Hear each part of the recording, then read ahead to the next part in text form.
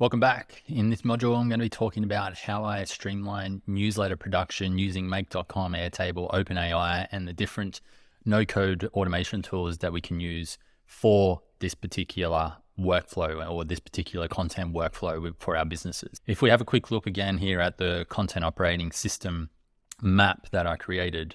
So some of the things that I wanted to achieve here for our newsletter was putting up some ideas and news alerts here. I've actually got Feedly connected, which I have explained in one of my newsletters. Speaking of newsletters, if you want to go to mitchasser.com, sign up for the newsletter there, and go to this post here called Automate Your Content Consumption and Save Overwhelm. I talk about how you can connect this tool called Feedly, sign up for your different newsletters and different content alerts with that particular tool, and then have OpenAI summarize all of the different newsletters and stuff coming in to see which ones would be relevant that you want to check out. And then you can dive deeper into that. Because the reason why I did that is because there's so much content coming through my inbox every single day and I was getting overwhelmed. So I wanted to clean that up. So that was one idea, which I've not connected into this yet, but we will put the news ideas and alerts there soon. But I wanted to get a report on my story outline. So I'm going to dive into all of these inside Airtable in a second. I then want to create 20 different subject lines so that I can choose from, so I don't have to sit there and think about all of them myself. Writing report, what is the main point, and then start creating from that long form content, shorter form pieces of content as well that we can put on socials. So to be different types of posts, I combined all of these. So I didn't do 10 or 20 of each. I combined all of these. I've not done social images generated yet because I still haven't mastered Leonardo AI, which is really the only API that we can connect into at the moment. And then infographic instructions. I'm not sure I think I ended up deleting that for the newsletter as well, but some hook ideas, and there's a couple other things there if we wanted to do that. So how does this actually look now inside Airtable? So we've got this tab here called newsletter production, and it has all the different columns that we need, which I'm going to work through one by one. But the other part of it is also grouping it by the different brands. So right now I've only got the Mitch Asser brand in here, but we will eventually need the Pet Summits brand as well. So I would create Pet Summits brand like that and go create new view. Then we just need to filter it. So we would go add condition. So filter, add condition, brand asset has any of the Pet Summits brand. So now anytime we need to create a newsletter for this particular brand, we have a fresh dashboard where we're only going to see the newsletters that we want to see for that particular brand. Likewise, if we've completed these newsletters here and they're done and we don't need to see them anymore, then we can set up another filter where we can go status. So we want to find the production status is not done, and then we can filter out the ones that have been completed and only see the ones that are either in progress or at the idea or the stage that we need to do. This is why I come back to yesterday's video where I talk about having brand assets. So if you're an agency, for example, and you're managing tons of different clients, having a system like this would be so beneficial because you don't have to custom build it all the time. You just plug in your brand asset for that particular client and then just add views in each of these tabs so that you're not getting lost in all of the different columns and so forth. The reason why we did it is because eventually we want to build multiple brands like our pet brand under the one company, essentially, with a lot of the same team members and so forth. So we just build out multiple views for each of these tabs for each of the brands, and it's as easy as that. So let's dive now into each of these fields. So for the first tab here, which is the newsletter ID, what I decided was the best way to name this was by creating a formula. And we simply just created this formula here, which takes the different column ID names, the end, which is essentially adds a space for in the two quotations to add that word, and then the brand asset. That now, what that means is it's picking up this newsletter name here, which is a working title that I created, and then it's picking up this brand asset here, and then it's creating an ID. This is beneficial for other parts of the flow, which we'll get to. So when we're adding our new newsletters, right now we can add them just into the records here like this, which means when it comes to brand asset, then I simply just need to select this plus button here And because the records have been interlinked, meaning when we add a new field, we go link to another record, and then we choose this brand assets record, which is this one over here. And now it links those two tabs together, which means we can then select the brand asset, which then means we also now get access to the brand voice guidelines, the excluded words, the writing grade level, and so forth. So that's how linked records are so powerful in a workflow like this.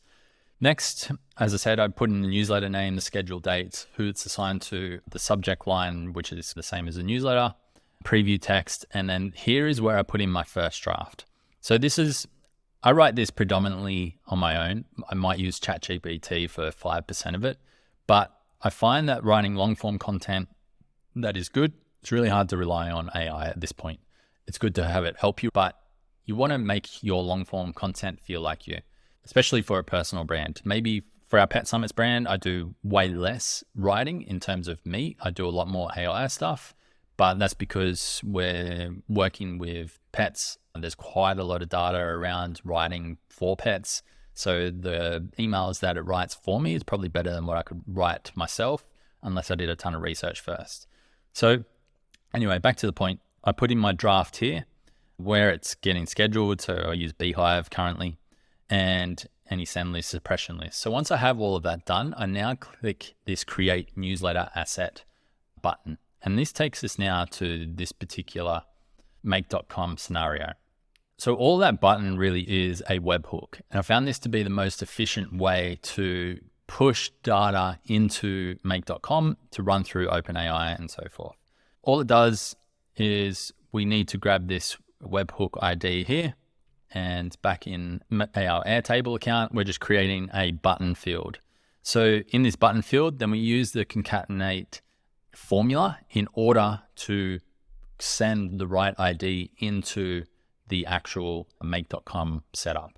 So all that is, if I just do another concatenate formula here, and concatenate, basically all that means is that it joins together different pieces of data, or the string or the URLs and stuff, into the one thing. So we can use this in many different ways. We use it here to attach the record ID into this particular field.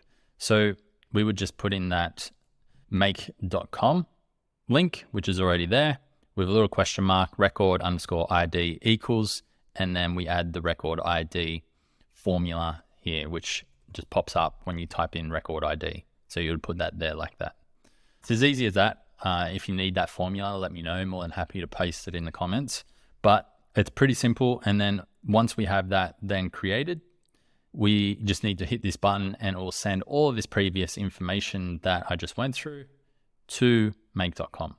Now, as it comes in here, it uses that record that we just passed. I get a record in the Airtable, so we get that record so we can find the right information in each of these columns. And then we begin to pass it through the different automations that we want to run. So in this case, we're using the OpenAI module and GPT-4. And basically I've trained it on writing subject lines. So a little hack on this is if you go into Google and you type in how to produce the best quality headlines, and maybe you add different brands that would write about it that you enjoy following and that have good headlines, then they've already written the prompts for you and the training data with their long form blog posts. So that's all I do to train ChatGPT, is find good quality data on the internet and feed that data to it to train it.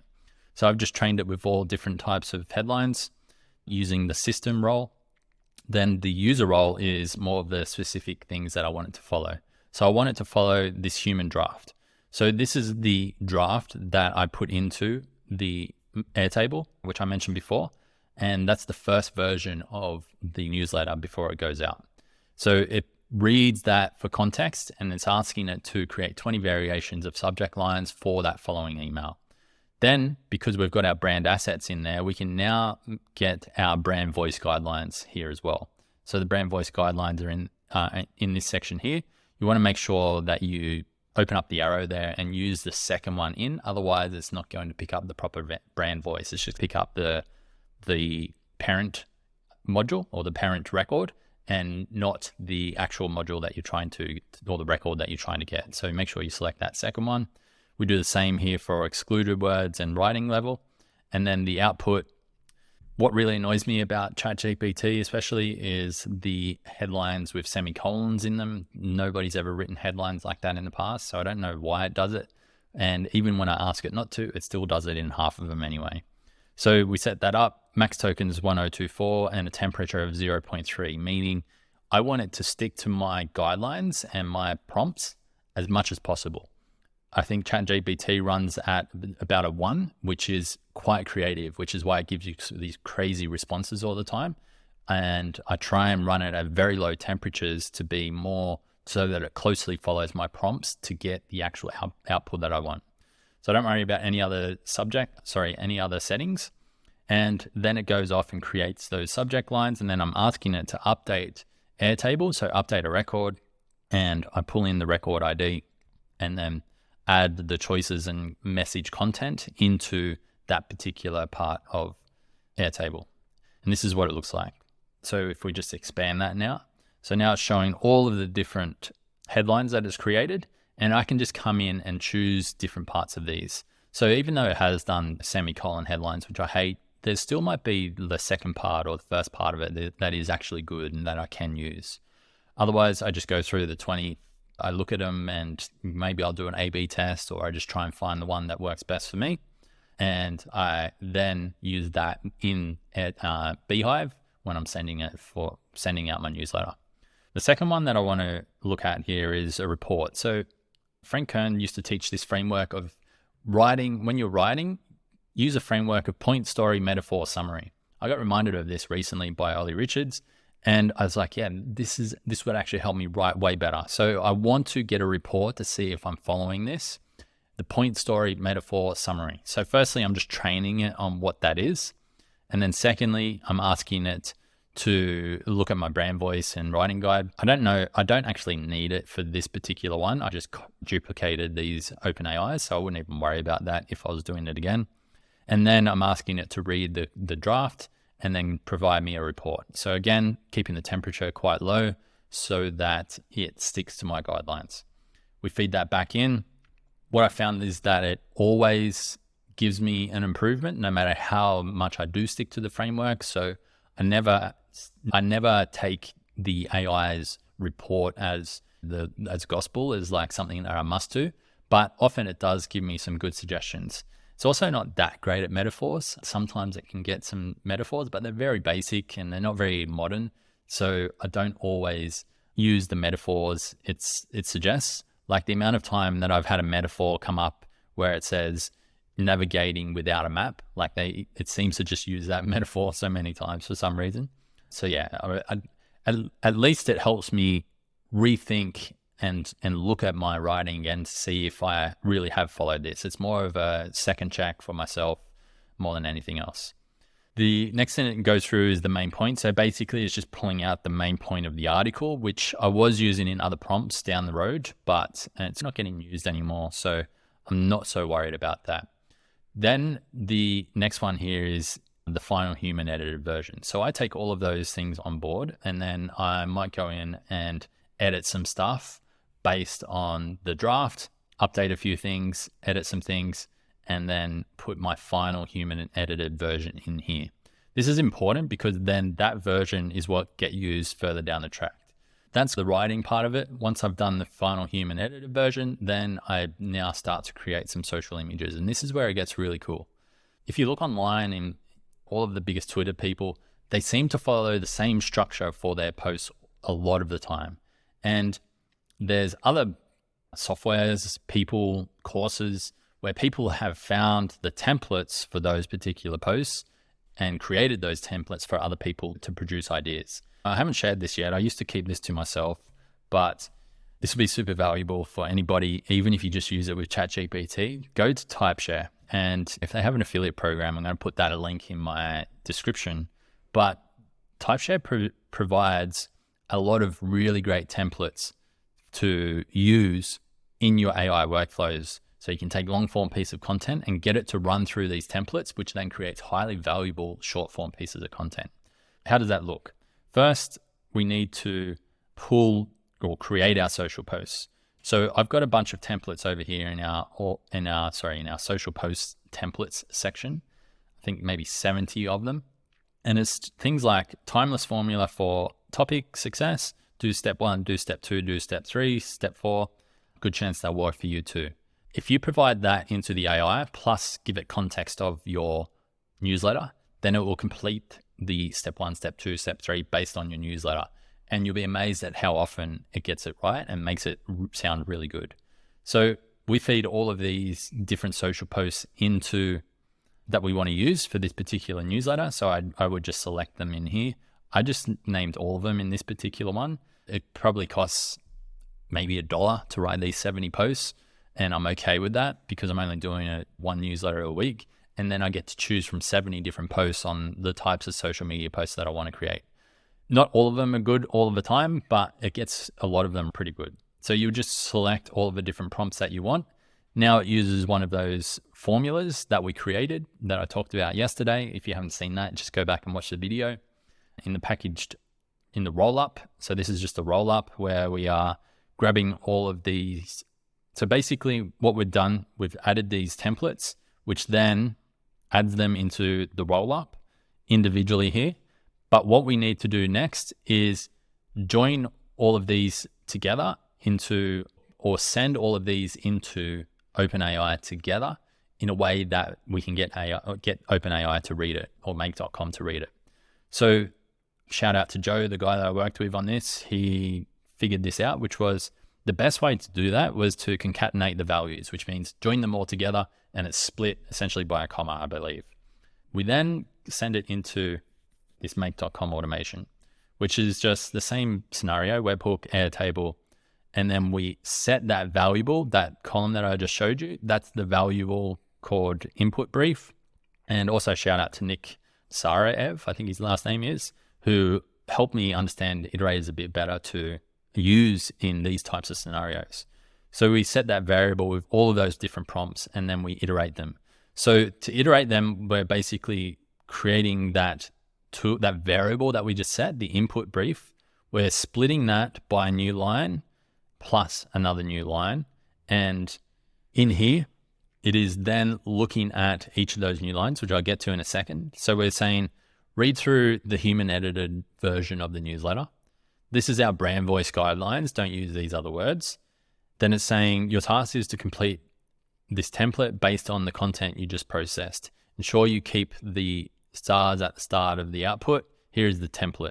So it's feeding the value of this iterator. Basically what an iterator is, it's taking huge chunk of one piece of data and then splitting it into a whole bunch of small pieces of data so we can feed it through the AI multiple times, one at a time. So it'll feed it through there 70 times if I've got the 70 different prompts just over and over again.